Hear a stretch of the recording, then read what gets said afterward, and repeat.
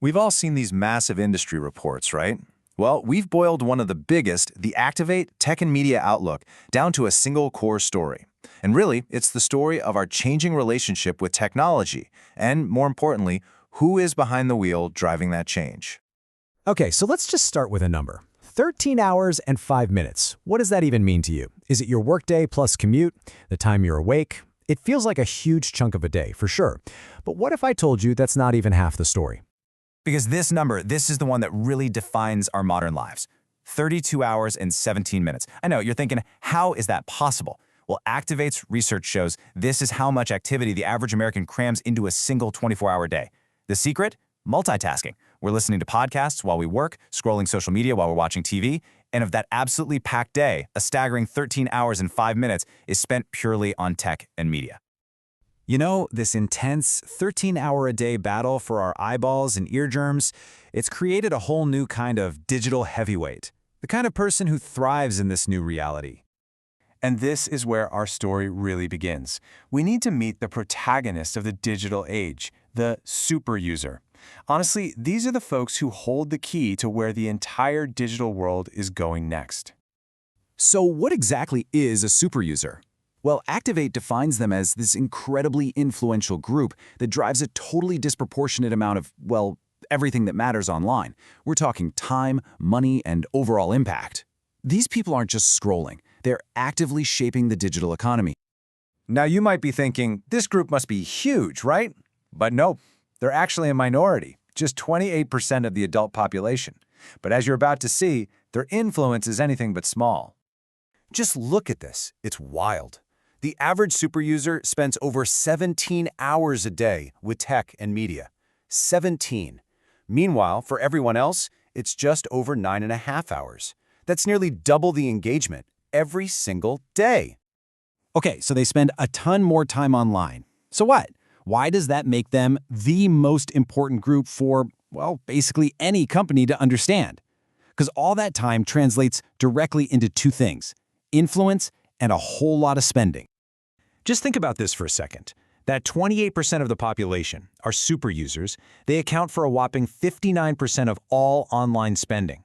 They don't just browse more, they buy more, a lot more. They are the absolute engine of online retail. And to put an even a finer point on it, look at this. We're not just talking about buying socks. For more expensive purchases, like jewelry, super users spend 4.3 times as much online as other users. They're just way more comfortable making those big-ticket purchases online. And it's not just about spending money. They are the trendsetters. 82% of super users call themselves early adopters of new tech. That is more than double the rate of everyone else. These are the people buying the new phone on day one, trying the weird new app, and then telling all their friends whether it's cool or not. They set the trends that the other 72% eventually follow. Okay, so now let's bring in the biggest disruptor to hit the internet in maybe ever. Generative AI. It's changing everything, and it's basically creating a brand new digital frontier for these super users to go out and conquer. And this really is the central question that the Activate report asks about AI. Is it about to completely change how we do everything online, starting with the most fundamental thing we do, search? So what the data is showing is pretty cool. AI isn't really replacing search, it's stretching it out. Think about planning a vacation. You might start with an AI for big ideas like, hey, give me some ideas for a week in Italy. Then you'll jump over to traditional search for the hard facts, flight times, museum hours. But then you go back to AI to process all that info and build you the perfect itinerary. It's a whole new, way more powerful way to find things. It's a powerful new tool, for sure. But who's actually using it? Who's at the front of the line, driving this massive shift? I think you can probably guess where this is going. It brings us right back to our main character. You guessed it, the super users. They are twice as likely to use generative AI every single month. But here's the real kicker. They are 3.4 times as likely to actually pay for a subscription.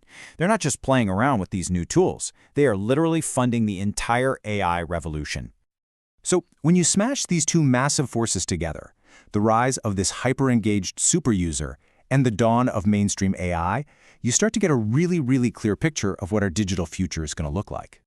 So let's just put it all together. We live in a world where we're all multitasking our way through a 32-hour day. We've learned that a powerful minority, that 28% we call super users, they don't just exist in this world, they run it. They're the early adopters who decide what's next. And the next big thing is generative AI, and guess what? It's those same super users who are leading the charge, not just by using it, but by paying for it. The conclusion is pretty unavoidable. The future of the internet is being built by them and for them. And that leaves us with one final and kind of provocative thought. The trend is crystal clear. Tech, media, shopping, all of it. It's all being redesigned for this hyper-engaged, high-spending, tech-forward user. So the big question we're left with is, if the entire digital world is being rebuilt to cater to this 28%, what about the rest of us?